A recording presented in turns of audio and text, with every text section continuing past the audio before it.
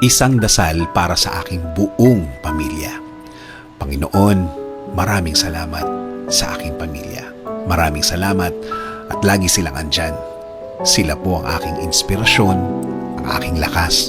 Sila po ang nagiging kakampi ko sa mga pagsubok ng buhay at laging nakaalalay kapag kailangan ko ng suporta. Lord, kasama po ng aking dasal na ito na mas mapalapit sila sa iyo, mas makilala ka nila, mas malaman pa nila ang iyong kabaitan, kasama ng nakita nila sa aking buhay na ikaw ang pinagkukunan ko ng lakas sa araw-araw. Kasama na rin ang aking dinadasal na tulungan niyo rin ang bawat isa sa kanila sa tuwing kailangan nila ng tulong ninyo, Lord. Tulad na lang ng pagtulong na ginagawa mo para sa akin. Every time na kailangan ko po ng tulong niyo, palagi niyo silang samahan at protektahan sa lahat ng oras. Alam ko po na napakadelikado na sa labas at kailangan nila ng proteksyon ninyo sa mga buhay nila, kasama na ang kani-kanilang mga trabaho. Ikaw, Panginoon, ang nakakaalam ng lahat ng kanilang pinagdadaanan. Alam mo kung anong mga pagsubok ang dumadating sa kanila. At alam ko, Lord, na ikaw lang ang makakatulong at makakasuporta sa kanila dahil alam mo ang kani-kanilang mga buhay.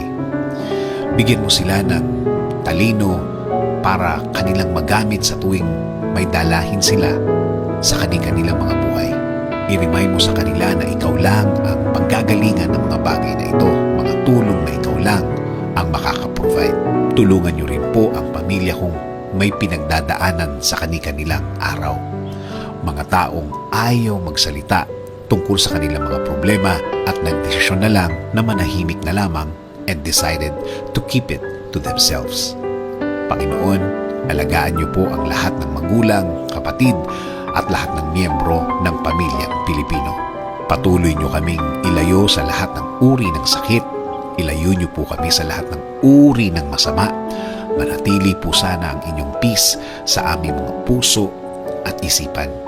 Patuloy niyo pong i-guide ang aking buhay. Bigyan niyo po palagi ng direksyon ng aking araw-araw at ng aking buong pamilya. Patawarin niyo po kami sa lahat ng aming kasalanan sa inyo, Panginoon. In Jesus' name we pray.